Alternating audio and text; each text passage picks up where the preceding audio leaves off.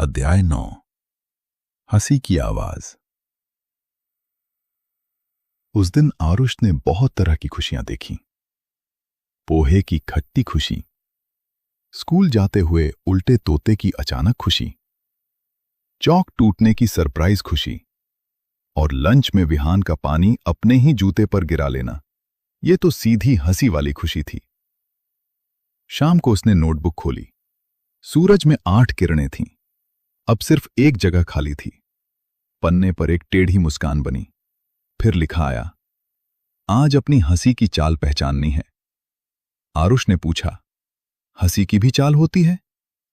Notebook ने लिखा, कुछ हंसी दौड़ती है, कुछ छिपती है, कुछ दबकर बैठती है, कुछ बिना पूछे बाहर आ जाती है। पन्ने पर रास्ता बना। उसके अंत में बोर्ड था, हंसी बेचने वाला बाजार। यहां हंसी खरीदी नहीं जाती, बदली जाती है। आरुष बाजार में पहुंच गया। सड़क पर पत्थरों की जगह हां, ही, हो, हूं जड़े थे। चलने पर आवाज आती, हां ही हो हूं। एक दुकानदार आया। टोपी पर लिखा था, हंसमुख हलधर हंसी बदलवाने वाले। तुम हंसी बेचते हो? आरुष ने पूछा। नाम पुराना है, हलधर जी बोले।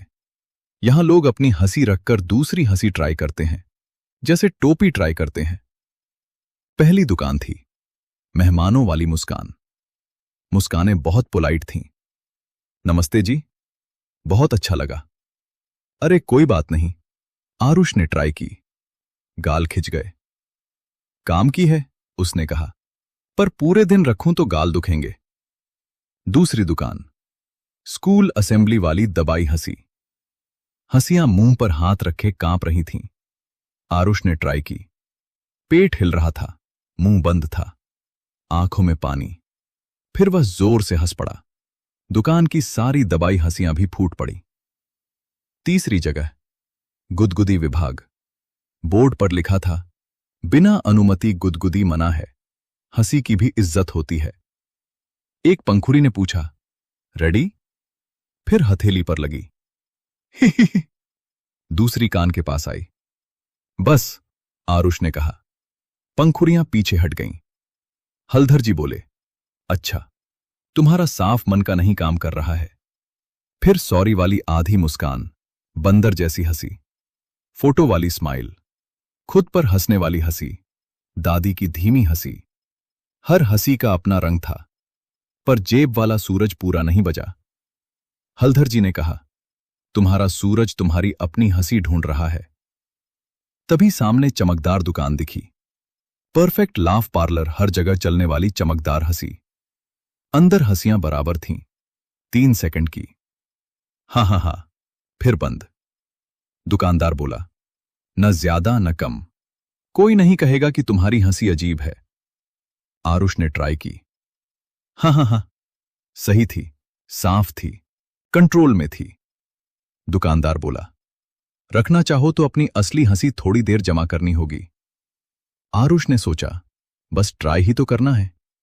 उसकी अपनी हंसी एक टेढ़ी रोशनी बनकर निकली और कांच की डिब्बी में रख दी गई। अब वह हंसा। हाँ हाँ हाँ, ठीक। किसी ने मजेदार फेस बनाया। हाँ हाँ हाँ। हलधर जी की थैली गिर गई और 50 ही भाग गईं। हाँ हाँ हाँ। आरुष को समझ आ गया। हंसी ठीक थी, पर उसमें सरप्राइज नहीं था। न गुदगुदी, न गलती, न उसकी अपनी चाल। मुझे अपनी हंसी वापस चाहिए, उसने कहा। दुकानदार ने डिब्बी खोली। डिब्बी खाली थी।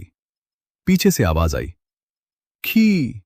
फिर खर्री। फिर हां नहीं ही। ये मेरी है, आरुष बोला।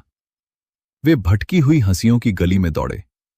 फाउंटेन के पास उसकी हंसी बैठी थी, छोटी रोशनी जैसी, शेप बदलती हुई। तुम मुझे डिब्बी में रखा है? हंसी ने पूछा। आरुष शर्मिंदा हुआ। बस ट्राई कर रहा था। परफेक्ट वाली कैसी थी? ठीक, उसकी हंसी ने चेहरा बनाया। हंसी अगर सिर्फ ठीक हो तो उसे चाय के साथ बिस्किट चाहिए। आरुष हंसना चाहता था, पर मुंह से परफेक्ट आवाज आई। हाँ हाँ हाँ। हंसी बोली, ये तुम हो? नहीं, आरुष बोला, पूरा नहीं। हंसी उसके चारों ओर घूमी। मैं हमेशा परफेक्ट नहीं हूं। कभी तेज निकलती हूं, कभी अटकती हूं, कभी पानी नाक में चला देती हूं, पर मैं तुम्हारी हूं। आरुष ने हाथ खोल दिए। उसकी हंसी रोशनी बनकर उसके भीतर लौटी, पहले आंखों में, फिर गालों में, फिर पेट से। ही खर, हा हा हा। ये परफेक्ट नहीं थी, पर इसमें विहान की बारिश, रोबोट का जोक, पिल्ला कोच, दादी का हलवा और अपनी हंसी खुद वापस चुनना था। जेब का सूरज साफ बजा। टुन टुन टुन। नोटबुक खुली। बाजार की सारी हंसियों से रोशनी उठी, पर सबसे अपनी रोशनी आरुष की टेढ़ी मेढ़ी हंसी से आई। वह सूरज में उतर गई। 9वीं किरण, अपनी हंसी की आवाज। हलधर जी बोले, हर हंसी का अपना समय है। पोलाइट स्माइल भी काम आती है, सॉरी वाली मुस्कान भी, असेंबली वाली दबाई हंसी भी। पर अपनी हंसी को इतना दूर मत भेज देना कि वो तुम्हें पहचानना भूल जाए। अगली सुबह असेंबली में विहान ने ऐसी शक्ल बनाई जैसे वह बहुत ज्ञानी हो। आरुष की हंसी उठी। उसने उसे बंद नहीं किया, बस असेंबली साइज में आने दिया। विहान ने फुसफुसाकर पूछा, कौन सी हंसी? आरुष बोला, मेरी वाली, बस असेंबली साइज में। जेब में सूरज ने धीरे से कहा, टुन।